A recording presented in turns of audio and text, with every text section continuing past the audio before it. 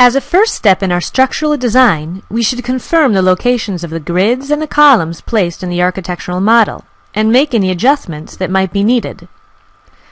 We'll start by taking a look at the linked architectural model. We can use the section box to cut away the south end of the building so we can see the columns and the position of the corridors on the upper floors.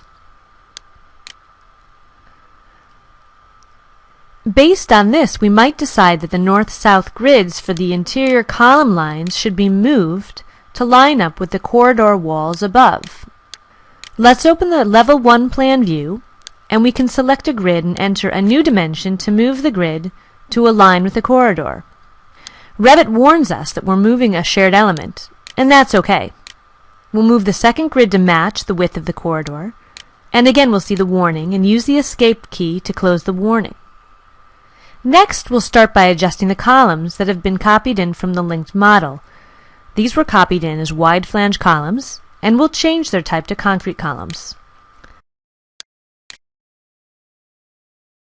Select all instances in the view, and then we'll edit the type and load in a concrete column family of the type we want. They're in the structural section of the library in the columns folder, and finally in the concrete folder. We'll choose concrete square.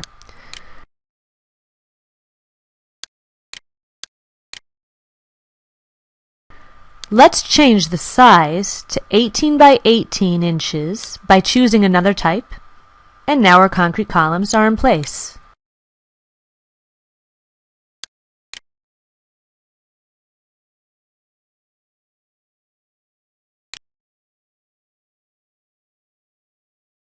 Next, we'll place some concrete beams between these columns to support the floor above.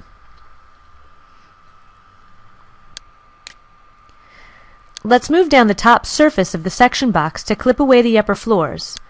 Then we can also hide the floor element in this view so we can clearly see the tops of the columns upon which we're going to place the beams.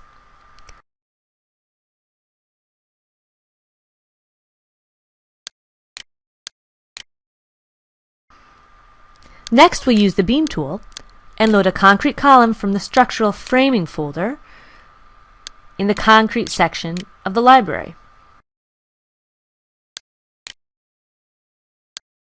Let's duplicate one of the existing sizes to make a 12-inch by 12-inch beam. And of course here changing the depth to 1 foot, or 12 inches. Then we'll turn on a 3D snapping tool and set the placement plane to level 1.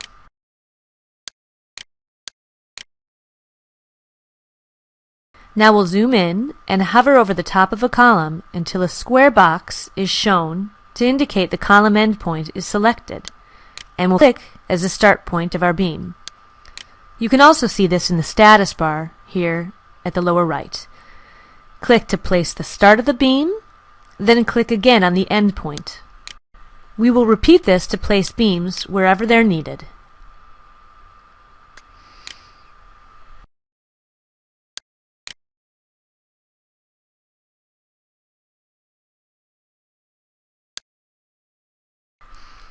Next, we'll change the floors that were copied in from the linked model to our structural floors. We'll start in the 3D structural frame view with the section box moved up and the first floor revealed. Let's move up the top of the section box to show all of the levels. Then we'll use the Reveal Hidden Elements control to unhide the floor that was hidden at level 2.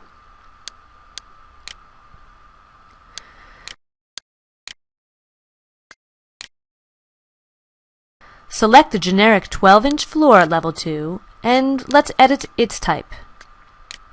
We'll duplicate this type and call the new type Concrete Slab 8 inches. Then we'll edit the structure for this type, choosing Cast in Place Concrete for the material and setting the thickness to 8 inches.